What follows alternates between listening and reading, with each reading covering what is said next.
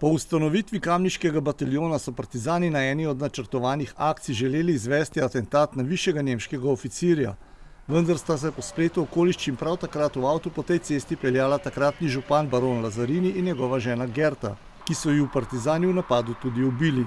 Ko so Nemci spoznali, da je bil napad v bistvu namenjen njim, so imeli namen vse moške stare od 16 do 65 let odpeljati in vas požgati. Po posredovanju barona Lazarinija, češ da domačini nimajo nič zraven, so se Nemci odločili, da za kazen ustrelijo 5 talcev.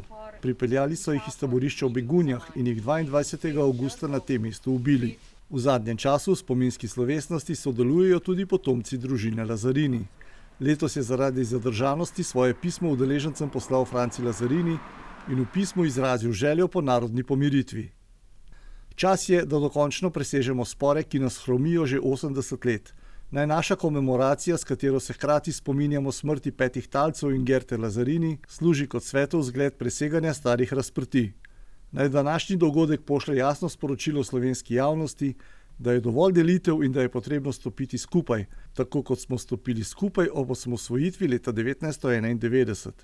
Poleg tega je Franci Lazarini predlagal tudi, da se ob spomeniku postavi še informativna tabla z opisom tragičnega dogodka, kar pozdravlja tudi predsednik Medvoške borčevske organizacije. Bistveno pa bi bila informativna tabla, da kdor pride mimo, da tudi možnost, zdaj po novem, da imamo tudi točke informativne, ki se jih da prebrati z telefonom, in tako, da bi potem bilo tudi to smiselno in večkrat poudarjam, to je v želji, da pride tudi na tem področju do pomiritve, ker je dogajanje bilo tukaj sporno, vemo, da partizani so ustrelili po pomoti in to bi lahko bilo kot zločin, pa ni. Sami Lazarini so priznali, da je bilo to pomota in tudi Henrik Lazarini je vztrajal takrat,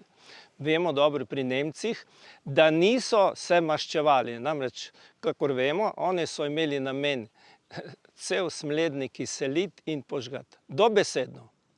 Pa je Henrik to preprečil. On je bil pa takrat seveda v službi kot župan. Letošnja prireditev je bila sprva načrtovana v širši izvedbi, vendar je napovedano slabo vreme organizatorje napeljalo do odpovedi kulturnega programa, zaradi česar je na koncu priložnostno srečanje o polaganju vencev s kulturnim vložkom popestrila Anica Horvat iz OTH Pirniče. Zbrane pa je nagovoril tudi letos imenovani novi častni občan Vladimir Bertoncelj.